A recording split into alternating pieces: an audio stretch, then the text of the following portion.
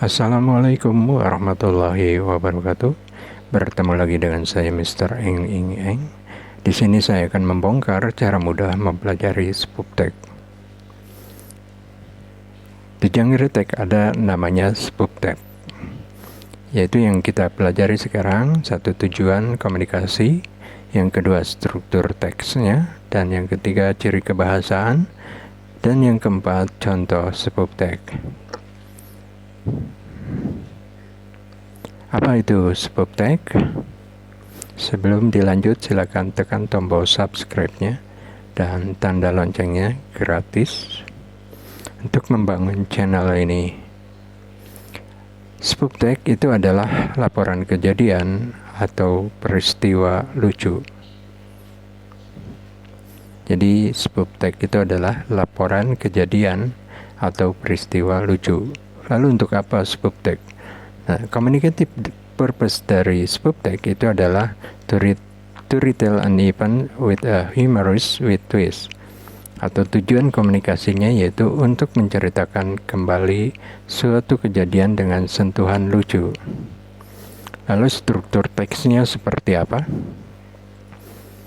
Ada text organization atau generic structure dari SPUBTEK. Yang pertama orientation, yaitu pengenalan. Dikenalkan dalam teks tersebut nama tokohnya, tempat kejadian. Dan yang kedua ada events atau kejadian atau peristiwa. Ketiga ada twist, akhir yang tidak terduga atau lucu. Lalu ciri kebahasan dalam SPUBTEK itu apa? Atau language features dari SPUBTEK itu apa saja? Yang pertama terfokus pada orang, benda, atau binatang tertentu menggunakan action verbs, misalnya eat, run, dan sebagainya. Kemudian menggunakan keterangan waktu dan tempat, menggunakan past tense. Kemudian disusun sesuai dengan urutan kejadiannya, note atau catatan. 1. SPUBTEK itu lucu. 2. Kejadian yang tidak sebenarnya. Dan yang ketiga dongeng, fiksi, rekayasa atau bohong-bohongan. Jadi bukan kejadian yang sebenarnya, hanya cerita atau hayalan belaka.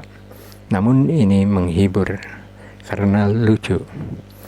Nah, di sini ada contoh soal dari SPUBTEK. Penguin in the park. Once a man was walking in the park when he came across a penguin. He took him to a policeman and said, "I have just found this penguin. What should I do?" The policeman replied, "Take him to the zoo." The next day, the policeman saw the same man in the same park, and the man was still carrying the penguin with him. The policeman was rather surprised and walked up to the man and asked, "Why are you still carrying that penguin about? Didn't you take it to the zoo?" "I certainly did," replied the man, "and it was a great idea because he really enjoyed it. So today I am taking him to the movies."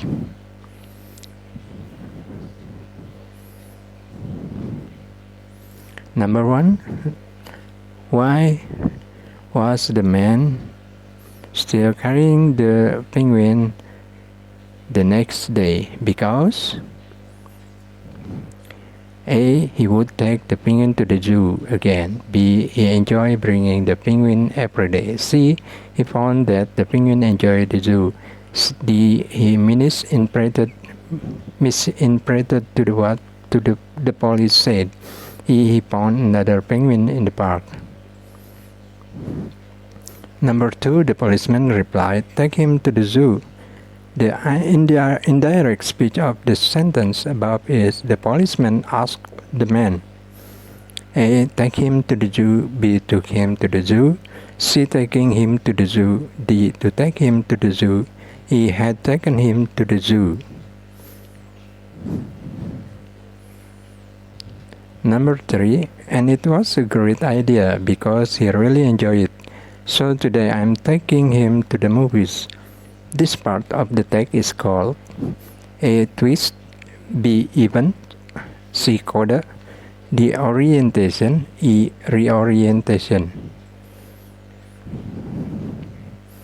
Number 4, the text above is in the form of a spoof, B. recount, C. descriptive, D. review, E. narrative.